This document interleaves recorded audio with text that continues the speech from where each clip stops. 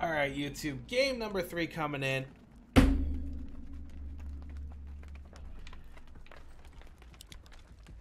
Typical totem spawning behavior. Thank you. I love you a lot. So, ultimately, this is game number 3. We do have sound this time, which is really, really good. And first game was a Pip with a death. Second game was a DC with the Trapper.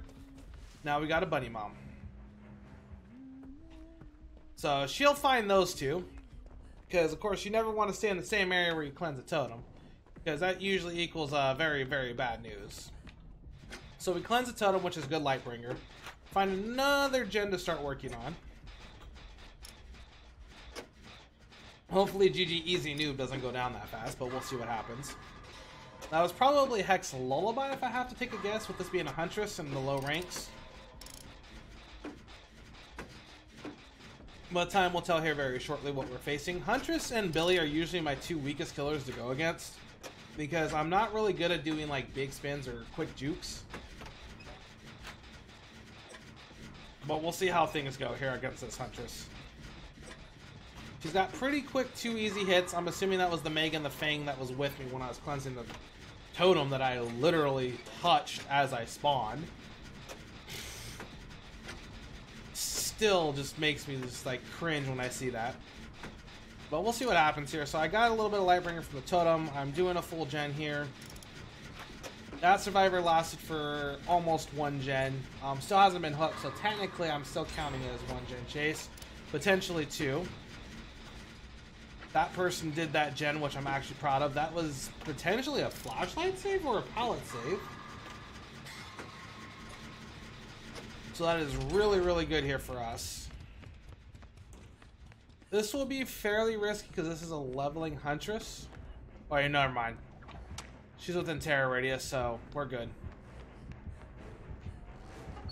I'm going to search this chest in hopes of finding me a nice little med kit. Eventually, once I get a couple of levels in, then I can start bringing my own little gray med kits in. Hey, look, a repeat. Please just don't DC this time, killer. Alright, let's go back to that initial gen that I started by where the totem was. Okay, so she's still chasing her. Let's see what second chest has to offer me.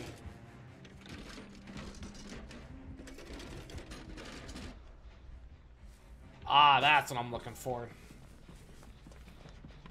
That's exactly what I'm looking for here for early on. Granted, I do have self-care 1, but the medkit will just let me heal that much faster.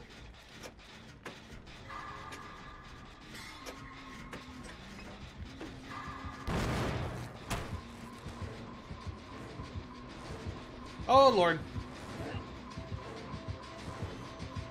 That was a big misplay by Bunny Mom.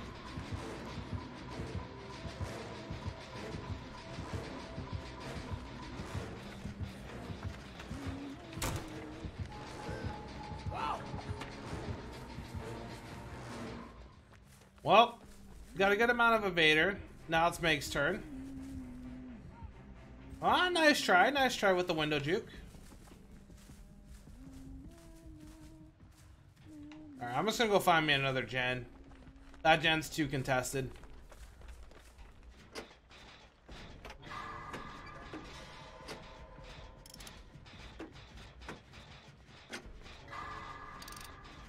So the key is, if you're not in a chase, you want to make sure you're doing gens.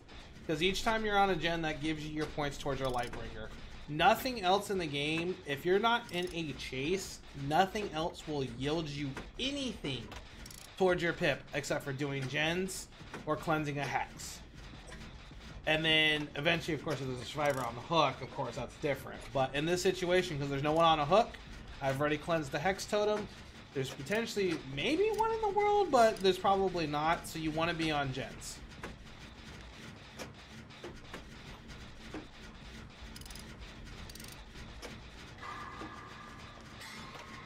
Like, another gen should have popped by now.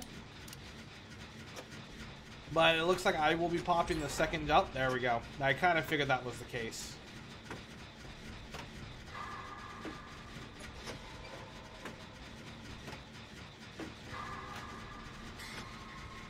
The one good thing for those who do play on console, borrowed time is not a teachable perk, which that alone will help you very easily get a lot of safe hooks, which is really good for your altruism. Where'd the bunny mom go?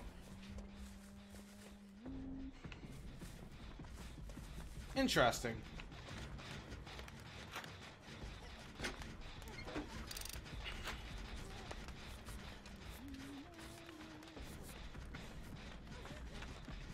Okay, so this May could have self-cared, but I'm trying to get everything I can towards my Pip. So in this situation, I'm healing her. Because this is easy benevolence for me. And now me and her can tag team this gen. Oh.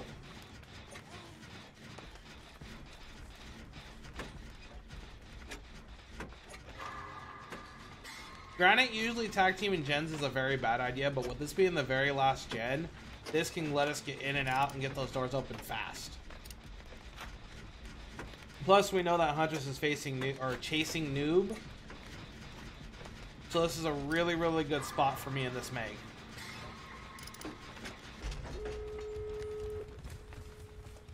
Okay, luckily Meg did not come for the door.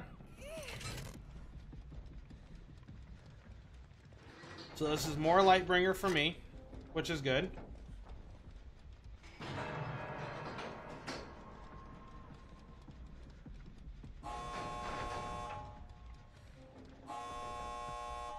Which that should be fairly close to Iridescent Lightbringer, if I'm not mistaken.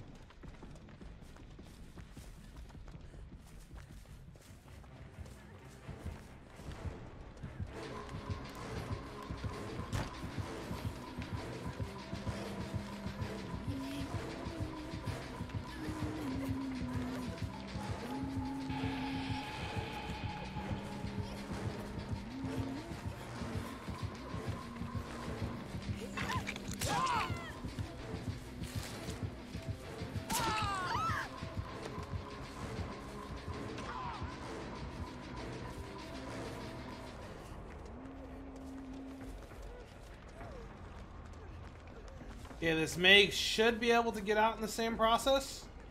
I did take a hit there, which might be bad for my evader, but I did get protection.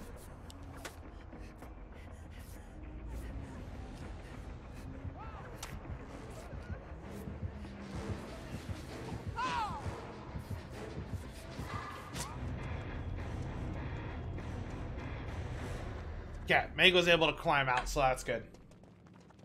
Alright, so that is game number 3. Yep, that is a pip. We almost actually double pipped for that. So we got Iridescent Lightbringer and Unbroken because we never went down, so that's why I made sure I got the heck out. But we did gain ourselves a little yellow med kit for later. We had party streamers, which is good. So, not bad for game 3. Good amount of blood points. Great amount of pip experience, which of course doesn't really matter too much as long as you get 1 pip. And we survived. So, first survival, technically second because of the DC. But that's game number 3. We'll see you for game number 4.